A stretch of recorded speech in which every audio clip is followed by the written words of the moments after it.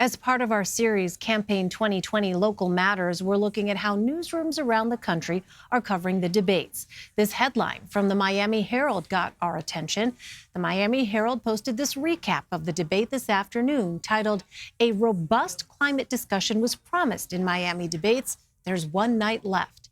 There was some discussion of climate change last night. Here's an exchange with Washington Governor Jay Inslee. Governor, you're going to be happy with where we go, climate change. It is first, second, and third priority for you. You said it's all the issues. Let's get specific. We're here in Miami, which is already experiencing serious flooding on sunny days as a result of sea level rise. Parts of Miami Beach and the Keys could be underwater in our lifetimes. Does your plan save Miami?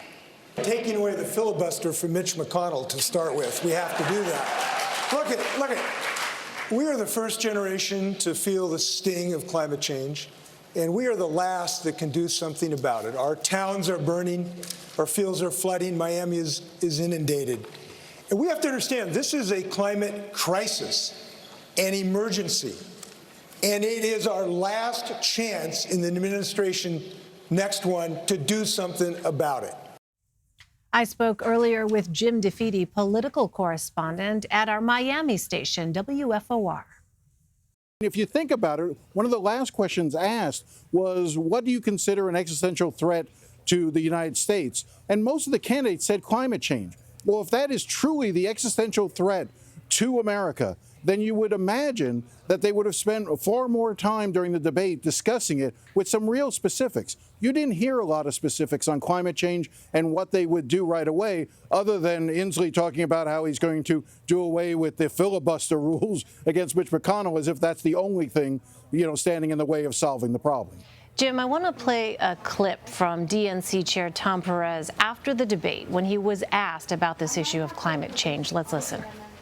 Climate change is going to get thorough and frequent and early discussion, and it's a discussion that it deserves. And I was very clear with Governor Inslee that climate change, given its wide-ranging dimensions, is going to be talked about in a wide range of contexts. And that we will have by far the most robust and in-depth conversation about climate during this debate season that we've ever had. I've communicated that to Governor Inslee and everybody else, and we'll make sure that the voters have a clear understanding.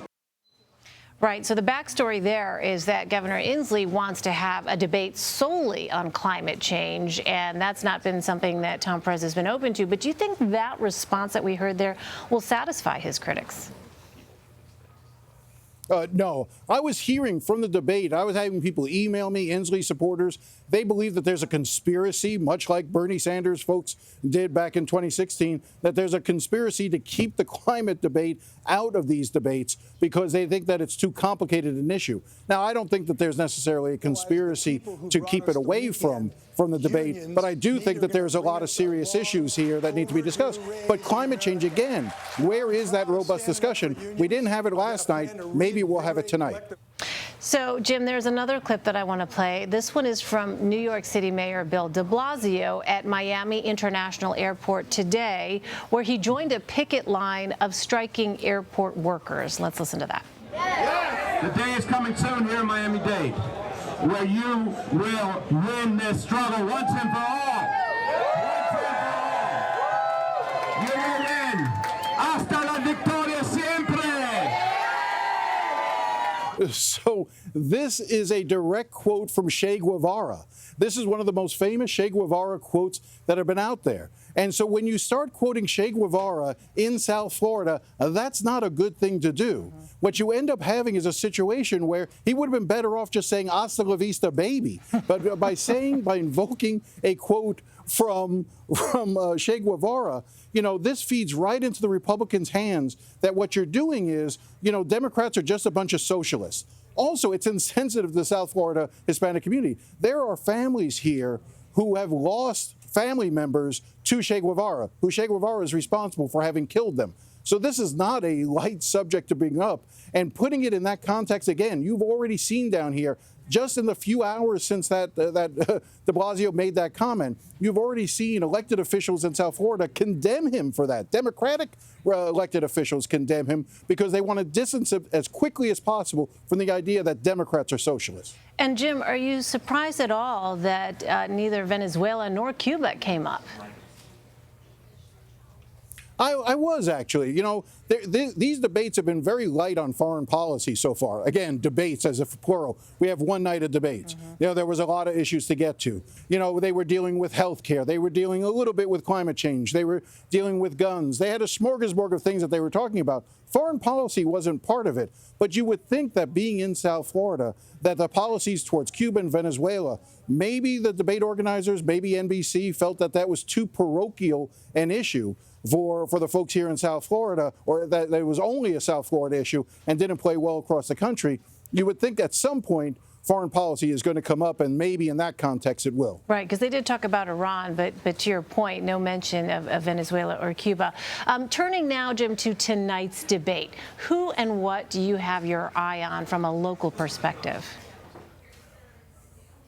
Sure. So, I mean, I think what we're looking at is, again, who's going to have those sort of breakout moments? You know, the immigration issue is still going to be prominent. I think you're going to see that again play out tonight. I think Julian Castro did himself well last night in terms of taking on Beto O'Rourke and outlining a plan. Republicans jumped on it as talking about being open borders. But I think for a lot of people, they looked at Julian Castro through a new set of lenses, you know, through a new viewpoint, because he came out with such a robust plan when it comes to immigration. I think you're going to see the other candidates having to address some of that as well. I also think health care is going to become a major issue again tonight. I said it last night when we were talking. I'll say it again.